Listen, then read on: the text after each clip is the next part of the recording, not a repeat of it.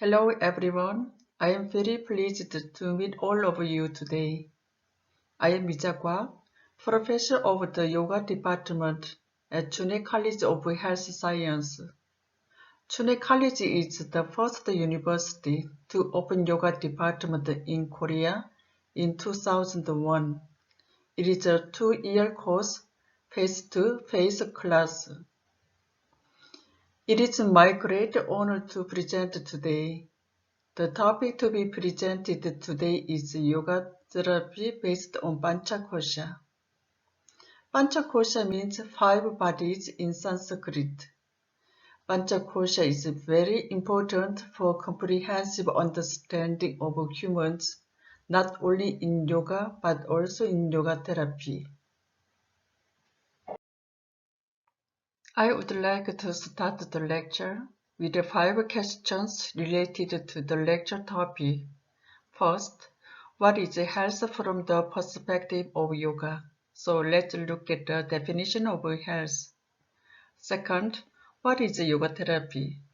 So let's look at the operational definition of yoga therapy.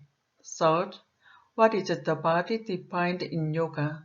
I would like to understand the body from the integrated perspective of yoga.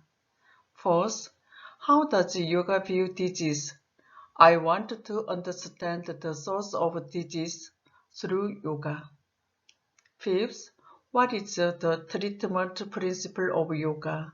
I would like to look at what should be the core of yoga therapy. Let's look at the first question. What is health from the perspective of yoga? Let's take a look at the health defined by the World Health Organization.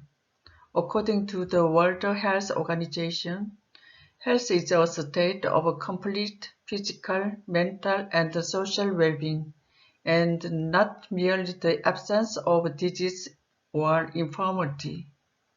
In my personal opinion, health as defined by the World Health Organization does not look at the humans holistically and integrally. Humans must be understood not only at the physical, mental, and social levels, but also at the most fundamental spiritual levels. So I would like to add spiritual well-being to the concept of health defined by the World Health Organization. As we will look into later, spiritual well-being is linked to the source of disease.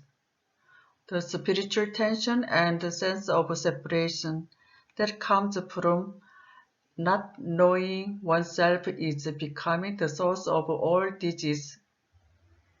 It is yoga that allows you to talk about spirituality from a post-religious perspective and practice on a spiritual level. Therefore, I would like to define the concept of health from the perspective of yoga as follows.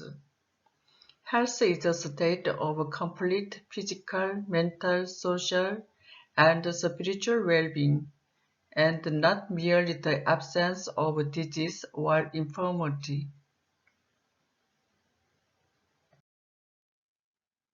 Next, let's look at the second question. What is yoga therapy? Yoga therapy is defined in various ways by each yoga therapist. Yoga and yoga therapy are very similar in terms of focus on holistic health and apply the core techniques of yoga. That is asana, pranayama, pratyahara, and dharana. However, yoga therapy is generally a process conducted in small groups, while one-to-one class rather than group class, for the purpose of recovering from an individual's specific health problems. So, I would like to define yoga therapy as follows. Yoga therapy is a process performed for the purpose of not only improving holistic health, but also recovering individual specific health problems by applying the therapeutic principles and the techniques of yoga. Next, let's look at the third question. What is the body defined in yoga?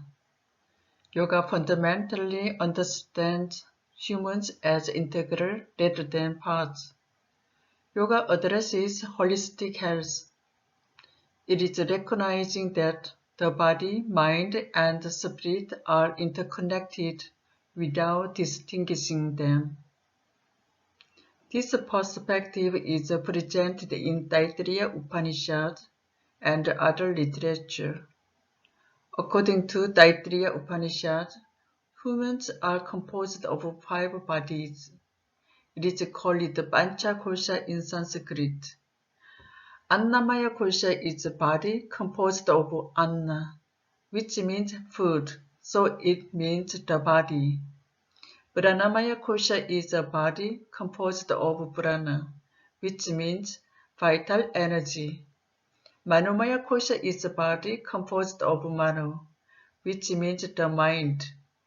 The Vijnanamaya Kosha is the body composed of Vijnana, which means intelligence or wisdom. Anandamaya Kosha is the body composed of Ananda, which means bliss.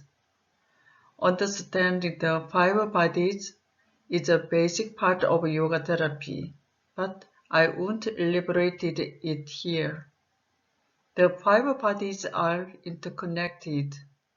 What connects the 5 bodies is pure consciousness and cosmic energy, which is Mahaprana. The 5 bodies are divided into gross, subtle, and causal dimensions, and are connected to the 3 bodies. Annamaya Kosha is the gross body, Pranamaya, Manomaya, and Vijnanamaya Koshas constitute the subtle body, and Anandamaya Kosha is called Karana Sarira, or causal body. One pure consciousness connects 5 or 3 bodies, but each person has a different experience depending on the level of consciousness and energy awakening. Consciousness expands as we move toward the causal dimension. Next, let's look at the first question. How does yoga view disease? In order to treat the disease, it is important to identify the source of the disease.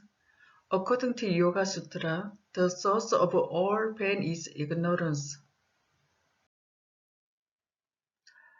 From a holistic health perspective, ignorance is both the disease of causal body and the source of the subtle body and the physical body disease. If you don't understand the source of pain or disease in yoga therapy, you will treat the superficial symptoms of the disease, as in other therapies, or focus only on the physical body. Let's look at 3 perspectives on the causes of disease. Since Descartes, physical and psychological disease have been recognized separately on the premise of mind-body dualism. From the perspective of psychosomatic medicine or psychosomatic system, it has been recognized that physical and psychological diseases are interconnected. Yoga therapy recognizes the cause of the spiritual disease, or ignorance, as the potential cause of all disease beyond the association of disease at the physical and psychological level. Therefore, the expansion of consciousness and the awakening of energy are necessary for integrated treatment of physical, mental, and spiritual levels. There is something essential for expanding consciousness and awakening energy in yoga therapy. It is the principle of para in yoga therapy. Para is Sanskrit, which means transcendental or supreme. Para is named after first letters of the present, awareness, relaxation, and acceptance. The present means consciousness of here and now. Self-awareness is in the same context as mindfulness, and there are three ways to training awareness. In other words, there are awareness of concentration, awareness of witness or insight, and awareness of consciousness expansion. Relaxation means relaxation of the physical, psychological, and spiritual levels.